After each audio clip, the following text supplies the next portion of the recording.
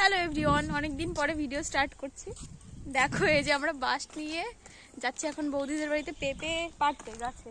তনু দিদি এসছে, ওই যে দাঁড়িয়েছে দেখো, চপ্পল নিয়ে আসেনি তোজো আর তনু দিদি। চলো তাহলে আজকের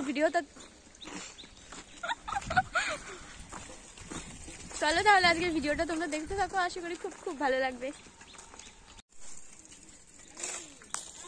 নিচের ডাপার, এই নিচের ডাবার দিকে ছেড়ে দেয়, এই পাশে বসে, এই যে এই পাশে।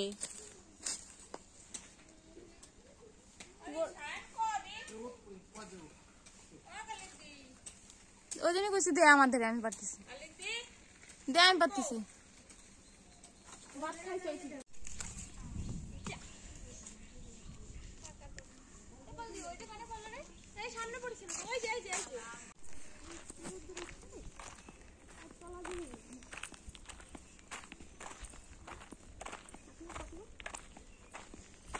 দেখলেই তো পেঁপে পেরে নিয়ে এসছি, এবার পেঁপেটাকে ভালো করে ধুয়ে নিচ্ছি, তারপরে কাটবো। আর আজকে কিন্তু একটা বন্ধুর বিয়ে, মানে বউ ভাত আর কি আছে, তো ঘটনাটা তোমাদের পরে জানাবো, আর সেখানেই যাব। আজকের ব্লগটা কিন্তু তোমরা অবশ্যই দেখতে থাকো, আর কিভাবে সাজলাম, কি পরলাম না পরলাম সব কিছুই কিন্তু শেয়ার করছি।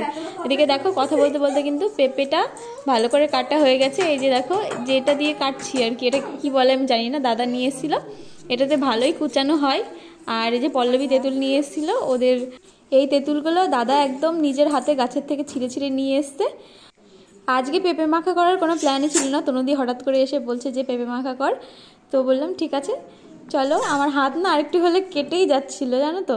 তো দেখো মাখা করা হয়ে গেছে, তনুদি তোজো খাচ্ছে, আর পল্লবীকে পাঠিয়েছি একটু লেবু পাতা আনতে। লেবু পাতা হলে তো ভালো সেন্ট হয়, একটু বেশিই ভালো লাগে খেতে। লেবু পাতা কটা চটকেছি, আর তনুদি দেখো সাইড দিয়ে সাজিয়েছে লেবু পাতা দিয়ে তোমাদের দেখানোর জন্য। তারপরে কিন্তু আমি রেডি হয়ে সোজা চলে এসেছি এই যে বন্ধুর বিয়েতে। সবাই জল আনতে বেরিয়েছে, আবার অনেকে বলে যে জল সাজতে, তো যাই হোক বেরিয়েছি। আর আমাকে দেখতে কেমন লাগছে শাড়ি পরে তোমরা কিন্তু অবশ্যই জানিও। ওই যে দেখো গামছা গায়ে, ওইটা হচ্ছে আমার বন্ধু পার্থর বিয়ে আজকে। আর মোবারকপুরের লোকজন বা আশেপাশে থেকে যারা যারা এসেছিলো সবাই কিন্তু খুব নাচ করছিল, সারা রাস্তা নাচ করে এসেও এই যে ডিজের সামনে সবাই মিলে আবার নাচছিল। আমার পাশে গ্রাম হলেও তেমন কাউকে চেনা জানা নেই এখানে, তবুও সবার সাথেই কিন্তু নাচ করছিলাম হালকা করে। আর এদিকে রোদে ঘুরে মানে সারা রাস্তা হেঁটে হেঁটে আমার মুখ লাল হয়ে গেছে, পুরো গরম হয়ে গেছে। আমি প্রথমেই ঢুকেই কিন্তু পার্থদের বাড়িতে ব্যাগ রেখেছিলাম, লিনাও গেছিলো জল আনতে। তারপরে লিনা বললো যে চল আমাদের বাড়িতে ব্যাগ নিয়ে যাই, একবারে রেডি হয়ে সন্ধ্যাবেলায় আসবো।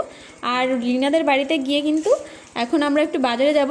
আর একটা কথা না বললেই না, যে কি বলো তো, লিনা দেখো আমাকে খাইয়ে দিচ্ছে। সত্যি বলতে এরকম একটা বান্ধবী পাওয়া খুবই সৌভাগ্যের ব্যাপার। আমার তো মানে চোখে জল চলে আসছে এখন ভিডিওটা দেখে। যে যাই বলুক না কেন, মানুষের সাথে কাছের থেকে না মিশলে না বোঝা যায় না যে কে কেমন। তো দেখো আমরা রেডি হয়ে সন্ধ্যাবেলায় কিন্তু চলে এসেছি।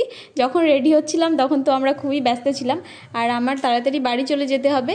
আমি কিন্তু এখন খাওয়া দাওয়া করে নেব, লিনারা পরে খাবে একটু, কারণ আমার খুব তাড়াতাড়ি বাড়ি চলে যেতে হবে। আর দেখো ওদের দুজনকে কিন্তু খুব সুন্দর লাগছে দেখতে, লিনা আর রিম্পাকে।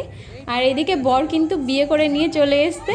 আর ঘটনাটা কি সেটা তোমাদের পরে একটা ভিডিওতে আমি জানিয়ে দেবো, এখন এই ভিডিওটা বেশি বড় করছি না। অনেক বন্ধু বান্ধব এসেছিলো, খুব ভালো লাগলো দেখা হয়ে সবার সাথে। আর এই যে দেখো আমি কিন্তু খেতে বসে পড়েছি, এখন খেয়ে নেব, তারপর খাওয়া দাওয়া করে বাড়ি চলে যাব। আর হ্যাঁ এই যে দেখো পার্থ আর পার্থর বউকে, মানে ওই বোনটাকে আমরা যে গিফটটা দিলাম, রিনা বলছিল যে পরিয়ে দে ভিডিও করব। আমি মানে ভিডিও করতে চাইছিলাম না, তবুও ভিডিওটা করা হয়েছে জন্য তোমাদের সঙ্গে শেয়ার করছি। এই যে দেখো নতুন বউকে কিন্তু খুব সুন্দর লাগছে দেখতে, আর সাথে পার্থকেও। আর আজকের ব্লগটা তোমাদের কেমন লাগলো সেটা কিন্তু অবশ্যই কমেন্ট করে জানিও। দেখা হবে তোমাদের সঙ্গে নেক্সট ব্লগে। সবাই ভালো থেকো, সুস্থ থেকো, টাটা। ওইটা হবে নাহলে পরেরটাইতে না হয়ে গেছে। দেখা দেখা দুই হাত এক জায়গা কর।